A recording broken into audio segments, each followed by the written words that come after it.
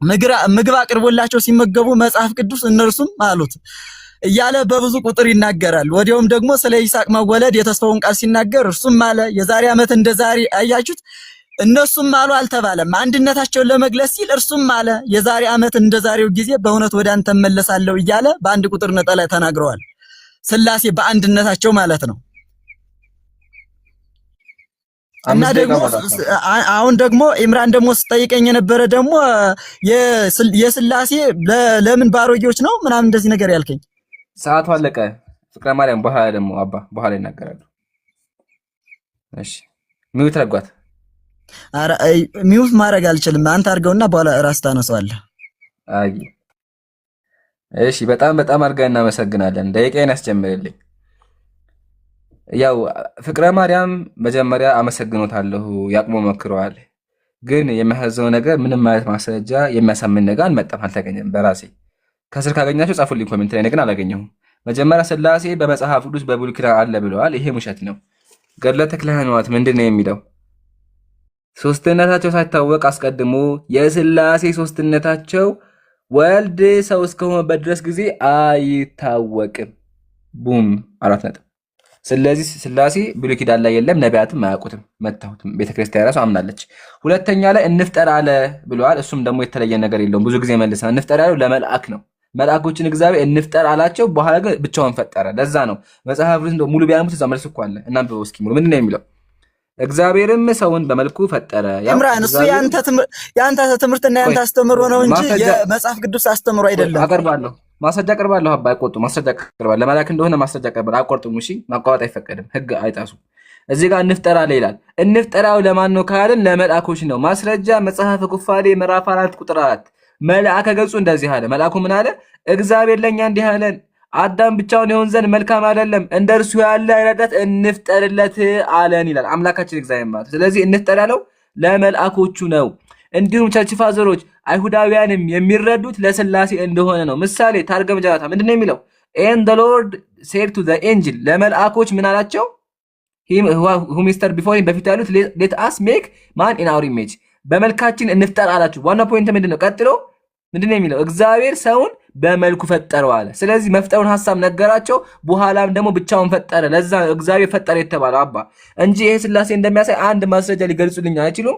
አዲስ ኪዳን ላይ ደግሞ ቁማችሁ የትኛውን ሐዋርያ የትኛው ነብይ ነው ይሄ ቃል ሥላሴን ያስረዳል ያለው? ያምጡ።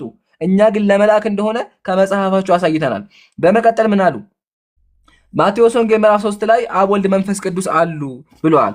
ኢየሱስ ሲጠመቅ መንፈስ ቅዱስ አለ፣ አባት አለ። ጥያቄያችን ኢየሱስ የሚባል ሰው እንዳለ እኮ እናውቃለን። ግን ጥያቄያችን ኢየሱስ የሚባለው ሰው ወፋም የመጣው ወፍ ማለት ነው፣ እንዲሁም እግዚአብሔር አብ አምላክ እንደሆኑ አሳይ ነው። አብ አምላክ እንደሆነ አለ፣ መንፈስ ቅዱስ አምላክ እንደሆነ የለም፣ ኢየሱስም አምላክ እንደሆነ የለም። ኢየሱስ ሰው ነው። ግን እዚህ ጋር ሥላሴን ያሳያል ካሉ አጥማቂውም እኮ አለ። አባ ኢየሱስ አለ፣ ወፍ አለ፣ አምላክ አለ፣ ግን አጥማቂውም እኮ አለ። ሚውታል አቋርጡኝ። መቋረጥ አይፈቀድም። አባ እባክዎትን አቋርጡ። አራተኛ ደግሞ ሰውዬው አለ። ለምን አንተ ብቻ ተናጋሪ ሆንካ? በደቂቃ ነው ረሱት እንዴ? በደቂቃ እኔ እኮ አላቋረጥኩም። በደቂቃ ነው ይመዝግቡ። በስክሪፕቶ እኔ እኮ መዝግቤ ነው ያወሩትን። መዝግቡ። እሱም ጠይቀን እኮ እናንተ መሄድ እንችላለን። እሱን ነገር ያስረዳው በኋላ እንጠያየቃለን። አባ እባክዎትን አቋርጡ። በኋላ እንጠያየቃለን። አንተ እንደፈለገ መናገር አለ እንዴ? ወይ አንተ መፈለከው ነገር እኮ አባ እማትመልሰው ነገር ካለ ቆይ በኋላ አሁን የደቂቃ ሰዓት አለ። በደቂቃ እንወያያለን። እባክዎትን አሁን ቃል በቃል ነው። አቋርጥ። ሚውት አንሱ። እሺ እባክዎትን ያረብሹኝ። እሺ ይሄን በሙሉ መተናል። ስለዚህ ሥላሴን አላሳዩም። ለሥላሴ ማስረጃ ብለው የቀረቡት በሙሉ አያሳምኑም። ቀጥሎ መጽሐፍ አነበቡልን። መጽሐፉ ምንድነው የሚለው? እግዚአብሔር አብ አለ፣ ወልድ አለ፣ መንፈስ ቅዱስ አለ፣ በአካል በመለኮት ሶስት ናቸው ምናምን የሚል ነገር። እሱን እኮ እናውቃለን። ቤተክርስቲያኒቱ ሥላሴን በምን እንደምታስረዳ እናውቃለን። ችግሩ ግን የምታስተርበበት ነገር መጽሐፏ ላይ የለም፣ መጽሐፍ ቅዱስ ላይ የለም። ሐዋርያት ማያውቁትም፣ ነቢያት ማያውቁትም። ሥላሴን የሰበከ ማንኛውም አካል የለም መጽሐፍ ቅዱስ ላይ። ስለዚህ እባክዎትን አሁንም ይሄን ሶስት አካል የትኛው ነብይ እንደሰበከ ያሳዩ። እኔ ግን ሙስሊሙ ኢምራን ከአይሁዳውያን ከጣዖት አምላኪያን እንደመጣ ማስረጃ ቅርብ ያለሁኝ። ከናን በፊት ህንዳውያን እንደሚያምኑ አሳይቻለሁ። ቀጥሎ ምን አሉ? አብርሃም ቤት እኮ ሥላሴ መጡ አሉ። አብርሃም ቤት የመጡ ሥላሴ ከሆኑ አመሰግናለሁ፣ በተዘዋዋሪ አምላክ አይደሉም ማለት ነው። ለምን? እዛ ቦታ ላይ ሂደው ጠላና ጠጅ ጠጥተዋል። ስለዚህ በተዘዋዋሪ አምላክ አይደሉም ማለት ነው። ያው መጽሐፈ ሥላሴ ምንድነው የሚለው? እንግዲህ አንቺ ፈጥነሽ እንጀራና ወጡን ጥሩውን ጠላና መልካሙን ጠጅ አዘጋጅ፣ እኔም የወይን ፍሪዳ አርዳለሁ ጠላና ጠጅ። ከዛ ሰማይ አደረጉ እስኪጠግቡ ድረስ በሉ ጠጡ ይላል። ስለዚህ እነዚህ አብርሃም ቤት የመጡት አምላክ ከሆኑ በተዘዋዋሪ አምላክ አይደሉም። ለምን? የሚጠጡ ናቸው፣ የሚያሰክር ነገር የሚጠቀሙ ናቸው። እነዚህ ደግሞ በተዘዋዋሪ አምላክ አይደሉም። እያመለካችሁ ያላችሁ ትክክለኛ አምላክ አይደለም፣ ሐሰተኛ ነው ማለት ነው። በመቀጠል አብርሃም ቤት የመጡት እነማን ናቸው? ካህን አብርሃም ቤት የመጡት መልአኮች ናቸው። ማስረጃም ደግሞ የእግዚአብሔር ቃል ነው። ምንድነው የሚለው? እንክፈተው መጽሐፍ ቅዱስን ዕብራውያን ምዕራፍ 13 እንደዚህ ይላል፣ የወንድማማቾች መዋደድ ይኑር፣ እንግዶችን መቀበል አትርሱ፣ በዚህም እንግድነት ሳያውቁ መላእክትን የተቀበሉ አሉ አለ። እንግድነት መልአክ የተቀበሉ አሉ። እነማን? ካህን ደግሞ ቤተክርስቲያኒቱ ምን አለች? እለ ሎጥና እለ አብርሃም አለች። እነ አብርሃም ናቸው አለ። አብርሃም ቤት የመጡት መልአኮች ናቸው እንጂ ስላሴዎች ናቸው የሚል መጽሐፍ ቅዱስ ላይ የለም። በመቀጠል ከሶስቱ አካላት አንደኛው ቴዎፋኒ ነበር። ማለትም እግዚአብሔር በሱ በኩል ተገልጦ አብርሃምን ያናገው ነበር። ለዛ ነው አብርሃም በእሱ ጋር የሚናገረው። ኢቭን መጽሐፍ ላይ ሲመጣ ራሱ እዛው ዘፍጥረት ምዕራፍ 19 ምንድን ነው የሚለው? ሁለቱም ሰዎች ይላል እዛው ላይ ሁለቱም ሰዎች ያው ከዚያ ተነስተው ወደ ሶዶም አቀኑ ሰዎች ናቸው፣ መልአኮች ናቸው። እዚህ ጋር ሁለቱም መልአክ ይላል። ስለዚህ መልአክ ሰው ሆነው መጥተው ነው እንጂ ስላሴ ናቸው የሚል መጽሐፍ ቅዱስ ላይ ሽታውም የለም። አመሰግናለሁ። አያችሁ አይደለ? ፍቅረ ማርያም የጠየቀውን ጥያቄ መመለስ አልቻሉም። በተዘዋዋሪ አምላክ ይጠጣል እየተባለ ነው ያለው። ይሄን ነገር እንዲመልሱ እንፈልጋለን። በተጨማሪ አምላካችሁ ምን ያደርጋል የሚለውን ቅድም ስንመለከት ለብቻው አያስብም ይላል። ለብቻው የማያስብ አምላክ እንዴት ነው አምላክ የሚሆነው? በተዘዋዋሪ እዚህ ጋር ደግሞ ስንመጣ ቅድም አሳይቼዋለሁኝ። አምላክ ታዘለ ይባላል። አብርሃም ራሱ አምላክን አዝሎታል። የሚታዘለ አምላክ እንዴት ነው አምላክ የሚሆነው? አመሰግናለሁ። አሁን ቃል በቃል እናወራ። ፍቅረ ማርያም ሚውት ያንሱ ወይስ በደቂቃ ይቀጥሉ? አላህ ይሆናቸው። እንግዲህ አክብጀዋለሁ። እንዲህ አንሳላችሁ ኤምሮ አይ ቲንክ ሚውቱን አንሳላችሁ። ያረክ ኢምራን የሆነ እንደተሸነፈና እንደሌላ ነገር ማስመሰሉ ለአንተ ምንም አይሰራልህ።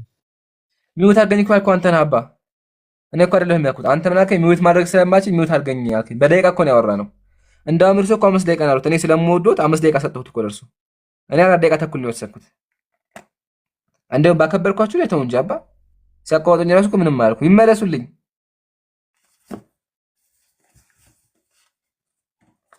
ያ አላህ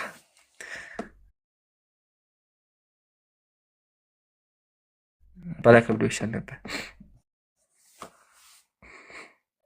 ይመለሱ ይመለሱ አባ ይመለሱ፣ ወይም ደግሞ ሂደው አንብበው ይምጡ ኢንሻአላህ። አዎ አለሁኝ። እሺ አሁን ቃል በቃል ይሁን ወይስ ደግሞ በደቂቃ ይቀጥላሉ? ምረጡ። አይ ቃል በቃል እኮ መነጋገር እንችላለን። እሺ ቃል በቃል እንጀምር። ከዘፍጥረት ምዕራፍ 18 እንጀምር። ዘፍጥረት ምዕራፍ 18? አዎ እዛ ላይ የአብርሃሙ ስላሴ ማለት ነው። እሺ አብርሃም ቤት የመጡት ስላሴዎች ናቸው። አዎ ስላሴ ከሆኑ ጠላ ጠጡ ይላል። እውነት ጠላ ጠጥተዋል? ስላሴ ጠላ ጠጥተዋል ወይ? አዎ ይኸው ምን መሰለህ ኢምራን፣ ይህ ማለት ነው ይሁን እነሱ አሁን በመጽሐፍ ቅዱስ ላይ በፊታቸው ማኖረው እርሱም በዛፍ ስር በፊታቸው ቆሞ ነበር እነርሱም በሉ ይላል። ዘፍጥረት 18-8 ላይ እስኪ ጠግቡ በሉ። አዎ ይሁን እንጂ ይህ መብላት ምን ማለት እንደሆነ የቤተ ክርስቲያን ሊቃውንት በብዙ ነገር ያብራሩታል። አንደኛ የሚስጥረ ስጋቤን ወይም የነገረ ማዳንን ምሳሌ ነው። የስላሴ መብላት እንደኛ ፍጡራን ተርበው ለስጋቸው ምግብ አስፈልጓቸው ወይም ለህሉናቸው ፈልገውት አይደለም። አስፈልጋቸው ዋናው በልተዋል አባ። አሁን አስፈልጓቸው አስፈልጋቸውም ሳይሆን ጠላና ጠጅ ጠጥተዋል። ወፍራም ዳቦና እርጎና ማር በልተዋል። እንጀራ በወጥ ያው እንጀራና ወጡን እንጀራ በወጥና ጠላና ጠጅ በልተዋል። እስኪ ጠግቡ ድረስ ያው ቀርቶ አቀረበላቸው። እስኪ ጠግቡ ድረስ በሉ ይላል። ስለዚህ ጥያቄ አምላክ እግዚአብሔር ስላሴ ጠላና ጠጅ ጠጥተዋል? አዎ የበሉና የጠጡ መስለው ታይተውታል። እስኪ ጠግቡ ድረስ በሉ ጠጡ ነው የሚለው። ጠጡ። የጠጡት እነማን ናቸው? ይህ እኮ የቅኔና የትርጉም ሚስጥር ነው ኢምራን። ጠጡ ነው የሚለው። ጠጡ የሚለው ሚስጥሩ ምንድን ነው? ብሉ ሲል እያለ በሉ ማባል መብላትን ሳይሆን ማጥፋትን ማቃጠልን ያሳያል። ስላሴ የአብርሃምን መስዋዕት እንደተቀበሉ ለማሳየት ነው። ማስረጃሽ የትኛው ቤተክርስቲያን እንደዛ የተበራራው? ማስረጃውን ያቅርቡልን። አይ በሊቃውንት ሲተረጎም ነው። የትኛው ሊቃው እንደዛው ተረጎም? የትኛው ሊቅ? እግዚአብሔር በመሆኑ አሁን በቃ ከ18:1 ላይ አሁን እግዚአብሔር አብርሃምን አይ ሳይሆን የትኛው ሊቅ ነው በሉ ሲባል ትርጓሜ ያለው የትኛው ሊቅ ነው? ሊቁን ይንገሩ። ይሄ እኮ ሚስጢር ነው። የሚስጥረ አይደለም። እሱ ስጋዌን ወይም ሊቃውንቶች ቆይ አንድ ፍቅረ ማርያም ምን አሉ? ሊቃውንቶች ሲያብራሩት በሉ ሲባል ትርጓሜ ያለው ብሏል። የትኛው ሊቅ ያብራራው? አይ በዚሁ በመጽሐፍ ቅዱስ ላይ በኦሪት ዘፍጥረት ላይ እኮ ተቀምጦልናል። እዛ ጋር በሉ ነው የሚለው። እስኪ ጠጉ ድረስ በሉ ነው የሚለው እንጂ በሉ ትርጉሙ የሚል ነገር የለውም። ቃል በቃል በሉ ጠጡ ነው የሚለው፣ ጠላ ጠጡ ነው የሚለው። እኔም እኮ የሥላሴ ሚስጥርን ብነግርህ እንደዚህ የምልህ እኮ ለዚህም ነው። ማስረጃ ቅርቡ ፍቅረ ማርያም እምነት ማመን ይገባሃል። ኖ አይ ፍቅረ ማርያም ማስረጃ ቅርበው በሉ ሲባል ትርጓሜ ያለው በሉኛ። ካለ ማስረጃ ከሆነማ አያሳምንም። ሰው ራሱ ይወዛገባል። እንዲሁም ነገ ሂጅ ምሳሌ ቢጠይቁን ጥያቄ ማለት ነው ምን ልላቸው? ፍቅረ ማርያም ነገር የሌለው ወይስ ምን ልል ነው? ስለዚህም ከነ ማስረጃ አድርገው ይንገሩኝ። ካለ ማስረጃ ከሆነማ በቃ ትርጉም የለውም። አንተ አሁን በሉ ከተባለ ሥላሴ በቃ በትክክለኝነት እንደዚህ በቃ እንዳንተ ወይም እንደኔ በሉ ለማለት ፈልገህ አይደለ? ሌላ መብላት አለ እንዴ? የማናውቀው መብላት አለ? ይኸው ልንገርህ አንድን ምግብ ማለት ነው አንድን ምግብ አፍ ላይ ከተህ ዝም ብለህ ሳታላምጥ መዋጥ ትችላለህ? ሳታላምጥ ያንን ነገር መጠቀም ትችላለህ? አትችልም። ስለዚህ በሉ የሚለውን ወይም የሥላሴን ሚስጥርና ነገራትን አብራርተህና አምልተህ አራቀህ ካላየሁ በስተቀር ጥሬውን መመገብ እንዲገባኝ ፍቅረ ማርያም እስኪ ጠጉ ድረስ ጠላና ጠጂ ጠጡ በሉ ሲባል ምን ማለት ነው? ይኸው የቅኔና የትርጉም ሚስጥር ነው ብያለሁ። ይሄ ማለት ነው ትርጉሙን ይገሩኛ በማስረጃ አድርገው። ይኸው 18 ከ8 ላይ አንድምታውን ግባና ይኸው የትኛው አንድምታ? የማን አንድምታ? ኦሪት ዘፍጥረት 18 ከ8 ላይ አንድምታው ላይ ግባ ይንገሩኝ። የትኛው የማን አንድምታ? ብዙ አንድምታዎች እኮ ያሉት የማን? ኦሪት ዘፍጥረት የትኛው አንድምታ? የአንድምታ ደግሞ ስም አለው እንዴ? እኔ አባት እንዴት ታዲያ? ተርጓሚዎች እኮ ብዙ ናቸው። ተርጓሚዎች ብዙ ቢሆኑም ቃሉ አንድ ነው አይደለም። ብዙ አለ። ብዙ አንድምታዎች አሉ በቤተ ክርስቲያን ደረጃ የሚቀመጡ እና ከአንድምታዎች ኦሪት ዘፍጥረት ሙሴ የተናገረ ኦሪት ዘፍጥረት የባህር ዳር መምህሮች አሉ። የጎንደር መምህሮች የተለያዩ አንድምታ እኮ ነው ያለው። አይ እና እኮ የሱ የጎንደር የባህር ዳር ቢሆን ሊቃውንቶች በየስፍራው ላይ ይጻፉት ወይም እንትን ይበሉት እንጂ ቢያንስ እንደናንተ የሆነ ልዩነት የተለያየ ነገር የለውም። አሳይቶ አስረዱና አባ። እንደዛ ከሆነ እኮ አሳይቶ ገልጠው ማስረዳት እኮ ነው እንጂ አሁን አላሳዩኝም። መጀመሪያ ላይም ስገባልህ እኮ ለምጠይቀኝ ነገር ልመልስልህ እችላለሁኝ። በስልክ ብቻ ላይ ይዤ እየተጠቀምኩኝ ስለሆነ ላሳይህ አልችልም። ስለዚህ ግባና ግለጽ እያልኩ በቃ መጽሐፉ ስለሌለኝ እርሶ ምን ያደርጋሉ? ነገ መጽሐፉን አዘጋጅተው ይምጡ። የቤት ስራ ነው። ነገ የቤት ስራ የሰሩትን አጥንተው ይምጡሻል። እሺ ደግሞ እንዴት እንደሆነ ልንገርህ እንትኑን ማለት ነው። አሁን ደግሞ ወደ ዘፍጥረት እንሂድና ዘፍጥረት ላይ ያመጡት እነማን ናቸው? ዘፍጥረት ምዕራፍ 18 ላይ ሥላሴ ነው ወደ አብርሃም ቤት የመጣው። ወደ አብርሃም ቤት የመጣው ሥላሴ ነው። ሥላሴዎች ናቸው ወደ አብርሃም ቤት የመጡት። መጽሐፈ ኩፋሌ ምዕራፍ 12 ሳነብ መላኮች ናቸው ይላል። ምን ይላሉ? ኧረ የት ነው ያለው? መጽሐፍ ቅዱስ መጽሐፈ ኩፋሌ ምዕራፍ 12 መጽሐፈ ኩፋሌ። አዎ መጽሐፈ ኩፋሌ ላይ። እሺ መጽሐፈ ኩፋሌ ስንት ላይ ነው? ምዕራፍ 12 ቁጥር 49 ላይ። ይሄን አልተማሩትም እንዴ? አለ እኮ እዛ ላይ። ናይ ስለኔ መማር አለመማር ሳይሆን አንተ መጠየቅ ያለብህ የምጠይቀው ነገር መጠየቅ ነው። ምዕራፍ ስንት ነው ያልከኝ? ምዕራፍ 12 ቁጥር 49 ላይ 12 ከ49 ማለት ነው። አዎ እዛ ላይ ያንተ የተሳሳተ መጽሐፍ ቅዱስ የሚይዘ ሊሆን ይችላል። ያንተ መጽሐፈ ኩፋሌ ይንታ የእሱን ከፍተህ ያሳዩኛ። የመጡት አካላት እነማን ናቸው በሚለው አይደለም መጽሐፈ ኩፋሌ በግልጽ እንደሚናገረው መላእኮች ናቸው ይላል መጽሐፈ ኩፋሌ ላይ።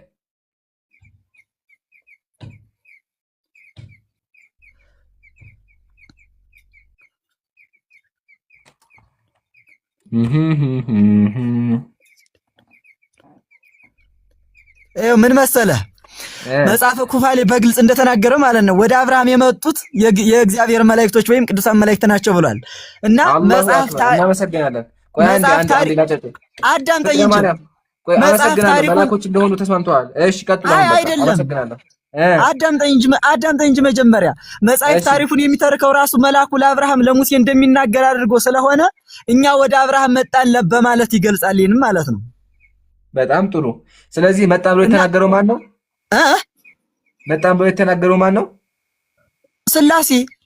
እዚህ ጋር በመጽሐፈ ኩፋሌ መሰረት እዚህ ጋር የተጻፈው እግዚአብሔር ኢየሱስ ክርስቶስ ምን መሰለ መጽሐፍ መላእክትን ምን መሰለ እዚህ ጋር የተጻፈው መጽሐፍ ታሪኩን የሚተርከው ማለት ነው ራሱ መልአኩ ለአብርሃም ለሙሴ እንደሚናገር አድርጎ ስለሆነ እኛ ወደ አብርሃም መጣን ለማለት ነው እንደዚያ ብሎ የተጻፈው። ስለዚህ መልአኩ አይደለ ይሄን ያለው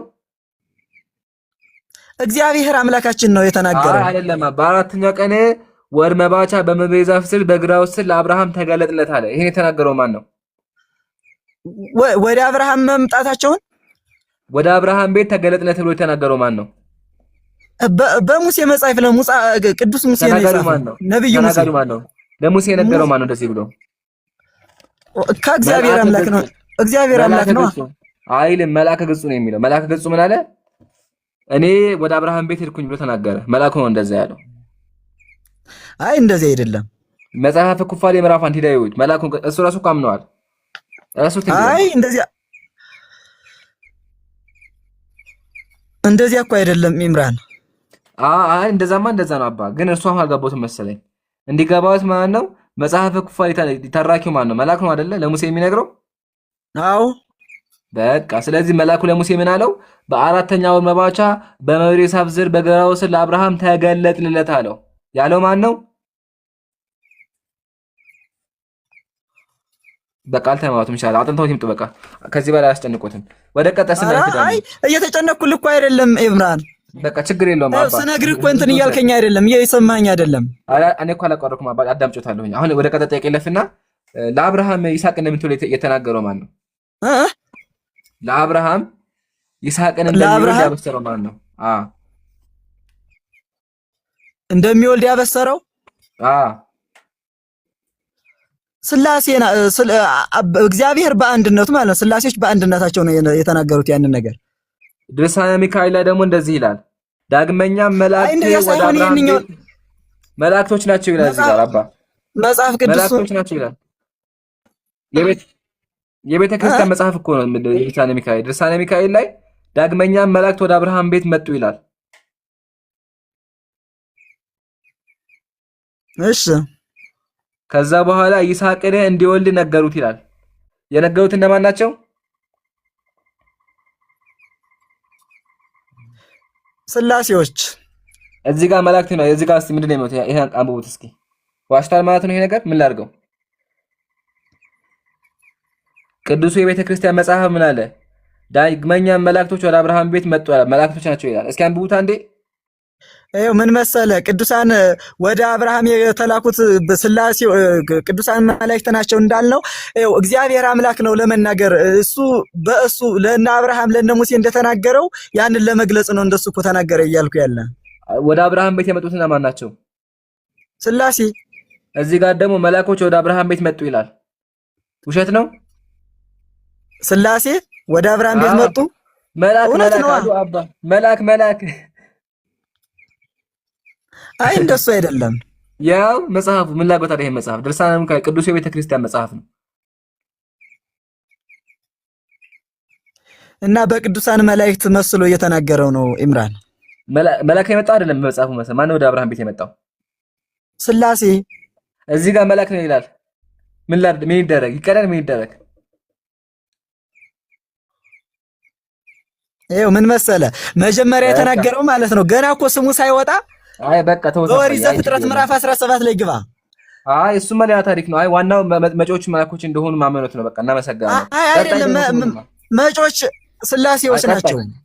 አይ ስላሴዎች እንደሆነ እሺ ማስረጃ አቅርቡልኝ። እሺ ወደ አብርሃም ቤት የመጡ ስላሴ መሆናቸውን ማስረጃ። እሺ ማስረጃ ላውጣና ልንገርሽ። እሺ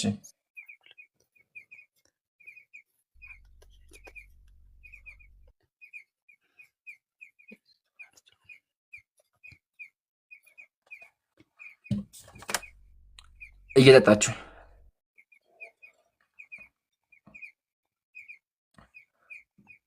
እሳቸው ከጨረሱ ባለ 3 እጇን አሳያለሽ። ባለ 3 እጇ ማርያም። እሺ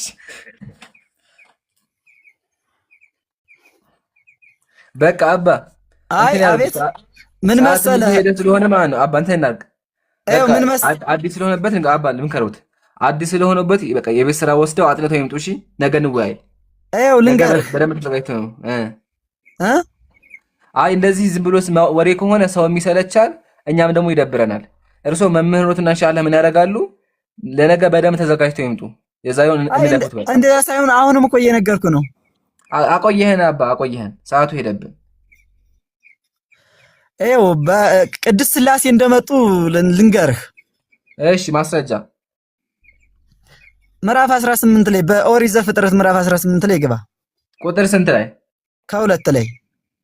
እሺ ገብቻለሁ። እሺ ምን ይላል? አንብቦ ያስረዱኝ፣ ያደመኩ ነው። አብርሃም ቀና ብሎ ሲመለከት 3 ሰዎች በፊቱ ቆመው አየ። 3 ምኖች? 3 ምኖች? በ3 ሰዎች አምሳል ማለት ነው። አይልም እንደዛ። በ3 ሰዎች አምሳል አይልም። 3 ሰዎች አምሳል ይላል እንዴ አባ? አው 3 ሰዎች በፊት 3 አካላት ወይም 3 ሰዎች ተገልጸው ታዩት ማለት ነው። በሰው አምሳል እንደዛ አይልም። በሰው አምሳል አይልማ። እርሶ አምላክ በሰው ተገለጠ ነው ያሉት፣ ግን እንደዛ አይልም። የሚለው 3 ሰዎች ነው የሚለው። እና 3 ሰዎች እኮ እኛን ስለሚመስሉ ስላሴዎች በእኛ አምሳል ለመናገር ፈልጎ ነው ይሄን። እንዴ ስላሴዎች ጋር ነው እንደሚመስሉት? አው ንግበር ሰባባሪያ ነው አምሳሊነ ብለው እኮ የፈጠሩን እኛ በሰዎች አምሳል ብለው እኮ የፈጠሩን በእኛ በራሳችን አምሳል እንፍጠራቸው ብለው አይደል እኛን የፈጠሩን። ስለዚህ እኛን ይመስላሉ ማለት ነው የስላሴዎች። ስላሴዎች ሙሉ እንደኛ ናቸው ሙሉ ማለት ነው። እንደኛ አይ እንደኛማ ፍጹም እንደኛ ፍጹም ሰው አይደሉም። እና እሺ ስላሴዎች እጅ አላቸው? ስላሴዎች እጅ አላቸው? አዎ። እሺ ስላሴ ፀጉር አላቸው? ሁሉም ነገር አላቸው። ሁሉ ነገር ሲባል ምሳሌ ሁሉ ነገር አስረዱኝ። ምን ሁሉ ነገር ስሙ በደንብ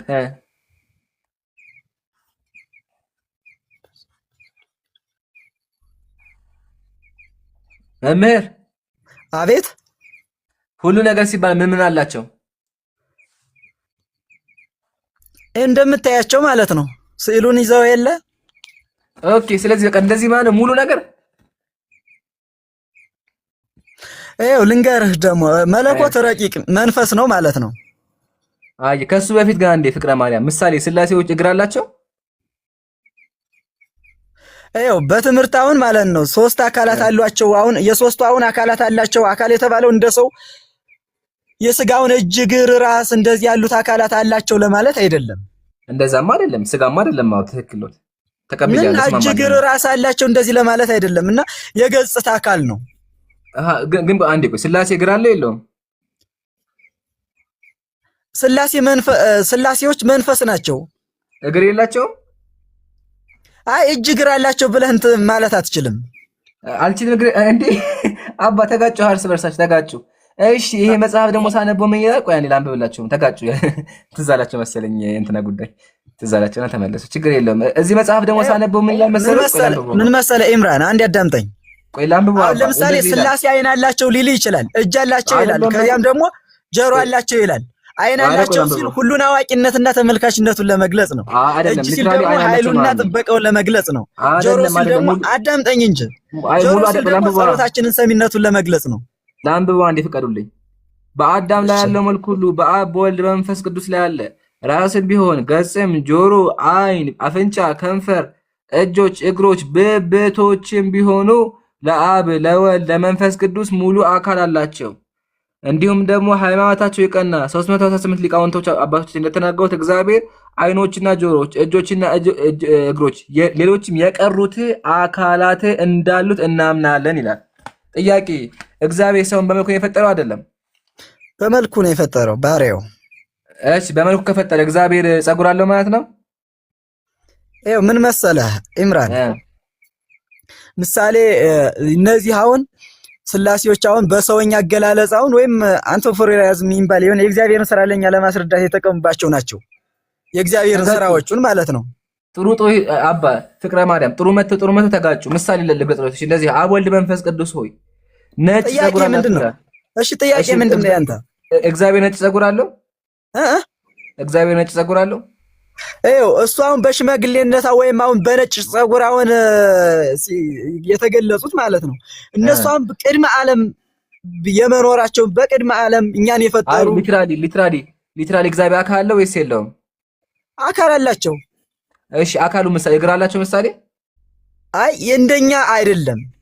እንደኛማ አይደለም። አዎ እንደኛ አይደለም ተቀብያለሁ። እንደኛ ያልሆነ እግር አላቸው። እንደኛ ያልሆነ እንደኛ ያልሆነ እግር አላቸው። አዎ አላቸው። በጣም አመሰግናለሁ። ጨርሻለሁኝ። በቃ ለነበረን ቆይታ እናመሰግናለን። ተባረኩ። ቃለ ሕይወት ያሰማልን። እንግዲህ የመሬቱ ኦርቶዶክስ እቺ ናት። በጣም አባ ፍቅረ ማርያም ጀግናው ቴብር በቃ የመሬቱን ኦርቶዶክስ አሳይተውናል። በደንብ ተምረናል። እኛም እንደዛ ነው የምናምነው። ያው ግን ከእናንተ የተለየ እምነት ያለን እኛ እሱ ግን ያው እግዚአብሔር ሙሉ አካል እንዳለው አምኗልና እናመሰግናለን። በተጨማሪ ግን ስላሴን ሊያሳዩ አልቻሉም። አይ ኢንሻአላህ ነገ ይምጡ። ሰዓቱ ስለመሻባ ምን ያደርጋሉ መሰረት ነገ አሁን ይመዝግቡና ጥያቄዎቻችንን እስካሁን የተነሳውን ነገ በደንብ አጥንተውበት ነው። እሺ ይኸው ምን መሰለህ ኢምራን አሁን በስዕል አድኖ ላይ ሆነ አይኮኖግራፊ የሚባል አለ አይደል? እሱ ላይ የሚታየው እጅ ያላቸው ነገር ታያለህ። በቅድስት ሥላሴ ስዕል ላይ ሶስቱ አካላት እጃቸውን አንስተው ሲባርኩ ይታያሉ። ይህ ስዕል ደግሞ ረቂቁ መለኮት ለኛ ለፍጡራን በሚገባን ምስል ለማሳየት ነው። አሁን ለምሳሌ በአብርሃም ቤት በተገለጹበት ምሳሌ የተሳለ እንጂ ፍቅረ ማርያም ስዕሉ ላይ አልጠየቅንም። አይ አይደለም እንትኑ እኮ አይደለም እየነገርኩ ያለ ነው። ስዕሉ ላይ ጥያቄ የለኝም እኔ። አይ ስለ ስዕሉ ሳይሆን እኮ እየነገርኩ ያለ ስለ አካል ክፍሎቻቸው ነው የምነግርህ። አካል ክፍሎቻቸው ዋናው አካል ክፍል እንዳላቸው ነው የፈለገ ይሁን ብቻ ግን አካል ክፍል አላቸው። ዋናው እሱ እኮ ነው። አይ ሥላሴ ረቂቅ ብርሃን በመሆናቸው እንደ ሰው የሚቆጠር ግራ እጅ ወይም ቀኝ እጅ የላቸውም። እንደ ሰው እኮ እኔም እኮ ተስማምቻለሁ። እንደ ሰው የሚቆጠር የላቸውም፣ ግን እንደ ሰው ያልሆነ ግራ አላቸው። አምነዋል እኮ እሱ ሊክዱ ነው መጽሐፍና አሁን እንደ ሰው የሚቆጠር እግር አላቸው። እንደ ሰው የማይቆጠር እንደ ሰው ያልሆነ እግር አላቸው። አምነዋል።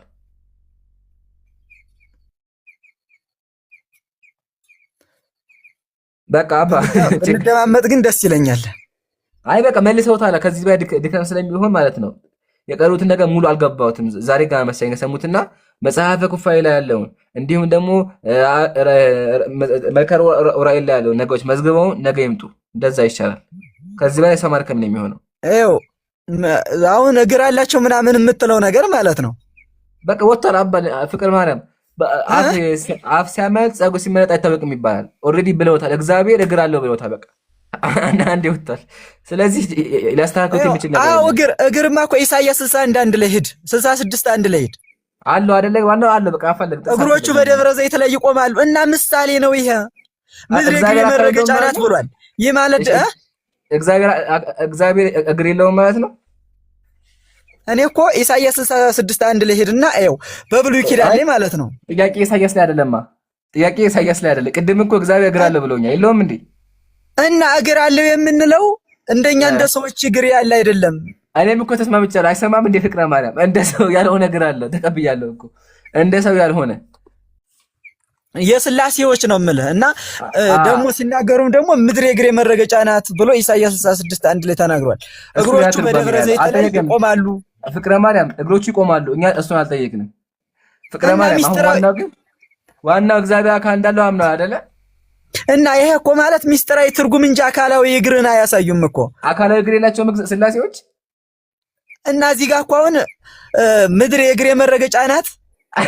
ፍቅረ ማርያም አባ አይጨነቁ ማለት ወላሂ ችግር የለውም። በቃ ቢቆጣችሁ ነው። ግን በአንድ ቦታ ቄሶቹም አምነዋል። አታስቡ። ቄሶቹም እግዚአብሔር እግር እንዳለው አምነዋል። አይጨነቁ። በቃ አንዴ ብለውታል። ማስተካከል አይሞክሩ። ወላሂ አሁን ለማስተካከል እየሞከሩ ነው ያሉት። ማን እኔ ነኝ? ምን ብዬ ነው ማለት ምኑ? መጀመሪያ እግዚአብሔር እግር አለው ብሎ ከተናገሩ በኋላ አሁን ደግሞ እሷን ለማስተካከል እየሞከሩ ነው። ዝም ብዬ ሳያችሁ ማለት ስለዚህ አያስቡ። በቃ ችግር የለውም። ቁሳዊ እግር የላቸውም እና እኮ የምነግርህ እኮ እኔም እኮ ተቀብያለሁ። ቁሳዊ እግር የላቸውም። አዎ ግን ደግሞ ቁሳዊ ያልሆነ እግር አላቸው። ተቀብያለሁ እኮ እኔ። እና ያ በምሳሌ ነው ማለት ለሚገባው ይገባዋል፣ ለማይገባው ደግሞ ማለት ልክ እንደናንተ ይሆናል። ዋናው በቃ እግዚአብሔር አካል እንዳለ እሱ ማለት ነው። እሱ ገብቶታል። ዋናው እኛም ገብቶናል። ማሻአላ ያሁኑ ገብቶናል። አዎ በአብርሃም ቤት ሄደው እግራቸውን አጠባቸው ይልህ የለ? አዎ ይላል። ታጥበዋል እግራቸውን አዝላቸው አይደለ? አዎ አሁን እኮ እሱ ጋር አሁን አዘላቸው ትላለህ አይደለ? አዘላቸው ስትል አሁን አብርሃም አንዱን አዝሎ ሲያስገባ ሶስቶችም አይደል ገብተው የተገኙ? እሺ እንደዚያ ሲሆን አሁን የሥላሴን አንድነትና ሶስትነት እንዴት ማወቅ ያቅታል? ችግሩ ይሄ መጽሐፍ ቅዱስ ላይ የለም። ታዘለ የሚለው መጽሐፍ ቅዱስ ላይ የለም። አይ አንድምታውን እኮ ገባ ብለህ ማንበብ ነው። እኔ እኮ ቀደም የሆነ ምግብ በጉንጭ ይዘህ ደህና አድርገህ ማላመጥ አለብህ። ጥሬውን ለማውራት ነው። አንድምታ ላይ ይመጣል፣ ግን መጽሐፍ ቅዱስ ላይ ታዘሉ የሚል የለም። ግን በክርስትና ስላሴዎች ታዝለዋል። ኢቭን ሲታዘሉ ራሱ ስዕል አላቸው፣ ፎቶ አላቸው። ቅድም አሳይቻለሁ። ለማንኛውም በዛም በዚህም ወጣ። እናመሰግናለን። ነገ ይምጡ። በቃ አባ ነገ አጥንት ይምጡ። ወላሂ እስኪ በእናንተም የሆነ ነገር እንትን ማለት እፈልጋለሁ። ግን በቃ ጠይቁ ኢንሻአላህ። ግን እባክዎትን እኔ ወላሂ ዛሬ ልንገሩት ፍቅረ ማርያም ሌሎች ቢሆኑ እጫናቸው ነበረ። ግን ደግሞ እርሱ በጣም ጥሩ ሰው ናት። በጣም አደንቆታለሁ። እሺ ስነ ስርዓት አለ። ለዛ ብዙም ጫና ያልኳችሁና ኢንሻአላህ ምን ያደርጋሉ? የጠየኳቸውን ጥያቄዎች አላፋጣችሁም። ነገ በደንብ አጥተው ይምጡ። እሺ ችግር የለውም። አይ እንደዚያ ሳይሆን እኮ እየነገርኩ ነው። አንተ አልተረዳኸኝም እና እኔ ደህና አድርጌ አልነገርኩም ማለት አይደለም። አንዳንዴ እኮ ፓውሊ ሳነሳ እኮ አባ አላወቁትም። መልከው ራእይ ላይ ሰው አላወቁትም። ትንቢተ እንትና ከፈቁ አላወቁትም። ሶስት ነገር እኮ አላወቁም አባ። ከዚህ በላይ ምን ላድርግ እኔ? ለዛ ነው በቃ ችግር። አሁን ጥያቄዎትን ያቅርቡ። አንተ የምታመልከው በምንድን ነው? እኔ የማምነው አንድ አምላክ አላሁ ሱብሓነሁ ወተዓላ ሰማያትና ምድር የፈጠረው ክርስቶስን የፈጠረው በአንድ አምላክ ነው የማምነው። ሰማይና ምድርን የፈጠረ ሰማይና ምድር ሁሉ ነገር የፈጠረ ክርስቶስን የፈጠረ እኛን የፈጠረ በአንድ አምላክ ነው የማምነው። እሺ ኢየሱስ አካል ገጽ እንደዚህ አለው? አካል የሚለውን ቃል አንጠቀመው። እንዴት? በስጋ ከሆነ ማለት ነው። ወይም ደግሞ ዛት የሚለውን ቃል እንጠቀማለን እንጂ አካል የሚለው አጠራጣሪ ነው። ለምን? አካል የሚለው ስጋ ሊተካ ስለሚችል። ስጋ ፈልገው ከሆነ ደግሞ አዎ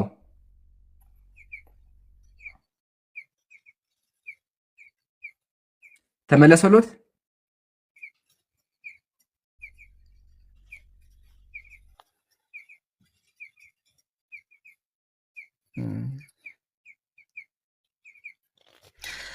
ተናገሩ። ይሄ ይሳርመሞ በቃ ነገ ነውና አባታችን ያሉትን ነገሮች ማውራት ይሻላል። አይ ቲንክ ሌሎች ሰዎችም ስላሉ ታይምም ስለሄደ ከዛ አንፃር ነው። ይሄ የሶስት እጁን አይተውት ይውጡ እንደ ይምሩ የሶስት እጁ ማርያም ሶስት እጅ እንዳላት ያውቃሉ አባ? አይ ማርያም ሶስት እጅ የላትም። እሺ ላስ ያ አይንን ተጠረገው አቡኪ ማለቴ ድንገት የማየት ጉዳይ ሊሆን ይችላል። እሺ ያው አንድ አይ አንተ ስለው ሊሆን ይችላል። እሱ ስል ከየት አመጣው? እሺ መጽሐፉን ላሳያቸው። ወላሂ ያው አይ ከየት አመጣው? እሱ አንተ አትመው ሊሆን ይችላል። እሱ ልንገረው ታበያው። ቆይ ተረጋጉ። መልካ ስዕል ንባቡና ትርጓሜው በማን በመጋቢ ሐዲስ ሮዳስ ታደሰ አቡበከር አይደለም፣ ሮዳስ ታደሰ። ይሄው ፎቶ ደግሞ ከፈለጉ የመጋቢ ሐዲስ ሮዳስ ይሄው መጋቢ ሐዲስ ሮዳስ ታደሰ። እሺ አንድም ተሆነ እሱ ነው። እሺ እጁ አይታለሽ። እሺ ይሄው ላስቆጥሮት ችግር የለው። ከስር ምን ይላል አባ? ባለ ሶስት እጇ ስለ ማርያም አንድ የትኛው እሱ እጅ ነው እና ምንድነው አባ? ሻይ ስዕሉ በደንብ ስለማይታየኝ ነው። እሺ ይሄው አባ አንድ እዚህ ጋር ይወሉት፣ ሁለት እኪ ትልቁ ጥቁሩ፣ ሶስተኛ ይሄው እዚህ ጋር ሶስት ባለ ሶስት እጇ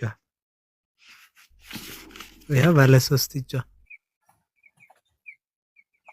አይ ባለ ሶስት እጅ ጌት ኪፐሯ አላሳየሁት፣ በር የምትጠብቀዋን ጌት ኪፐሯ ደግሞ የምትባላለች። እስኪ ጌት ኪፐሯን ላሳየሁት። ቀባ ችግር የለም ተረጋጉና፣ ችግር የለው መጽሐፉ የኛ ስላልሆነ የመጋቢ ሐዲስ ሮዳስ ችግር የለው። ጌት ኪፐሯን ላሳየሁት ችግር የለው። በጊዜ ዘትናገ ደጃፍ ጠባቂው 171 ላይ ላሳየሁት ችግር የለው። ደስ የሚል ቀን ነው ዛሬ ማሻአላ። ፍቅረ ማለት ተታረገው ማለት እቺት ጌት ኪፐሯ ደግሞ እቺ ናት አባታችን። አዩት ጌት ኪፐሯ ማርያም ትባላለች። እቺ አቃቤ ሆት ላሳየሁት ከራሴ ያልተናገርኩትም። ይሄው ጌት ኪፐር የሚለው ይሄው ይምሩ ይታያል እዚህ ጋር ጌት ኪፐር ይሄው በር ጠባቂ ትባላለች። አቃቤ ሆት ወይም እንትን ምን ያደርጋሉ? መለኮሳት ሌባ እንዳይሰርቃቸው በር ላይ ይገትሯታል። ከዛ ሌባ አታስገባም ማለት ነው። ይሄው አቃቤ ሆት ትባላለች። ይሄው በረኛዋ ጥቁሯ ሁሉ አለች። ጥቁሯ ማርያም የምትባልስ እንዳለች ያውቃሉ።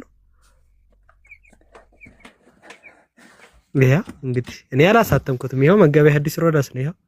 ይሄው እንግዲህ እቺ ዋናዋ ናት። እቺ ዋናዋ ናት። ይሄው ጌት ኪፐሯች ናት። ባለ 3 እጇ ደግሞ ቅድም ያሳየት ናት። እንደውም ቦ አመት ትራከ ምስለ ቃል ነገር ጡም ወቦ አመት ትራይ በነቢሳ አልምሉ ለኪ ማርያም ስጌታ መራዳም ኦኬ አባታችን እኔ አባታችን አይደለም። እሺ አባታቸው ምን መሰላችሁ? እሷስ የ3 እጅ ታሪክ የመነጨው እንደው ከመቤታችን ተፈጥሮ ጋር ሳይሆን ከታምር ጋር የተያያዘ ነው። እኮ ቅድም እኮ እይታ ላይ ብለው ተቆጡኝ። አይ ይቺ ስዕል በተለይ አንተን ለሆነ እንትን ለማስባል ፈልጌ ነው። አንተን ይቺ ስዕል በተለይ በኢትዮጵያ ኦርቶዶክስ ተዋሕዶ ቤተክርስቲያንም ሆነ በምስራቅ ኦርቶዶክስ አብያተ ክርስቲያናት ዘንድ ትልቅ ታሪክና ክብር አላት እሷ ማለት ነው። እና የ3ኛ እጅ ታሪክ የመነጨው ከመቤታችን ተፈጥሮ ጋር ሳይሆን ከታምር ጋር የተያያዘ ነው እሱ። እሺ የማርያምን መውደድ እሺ አባ ቆይ እዚህ ጋር አንድ ነገር እሱኛውን ወደ ሌላ ሳይሆን እሱኛውን ተረዳ። 3 እጅ አብረው መሳል ጀመሩ ማለት ነው። ከዚያ ጊዜ ጀምሮ ታምሯ እንትን ሲባል ታሪካዊ ስዕል የሚቀቡ ሳሊያን በታችኛው ክፍል ላይ ያችን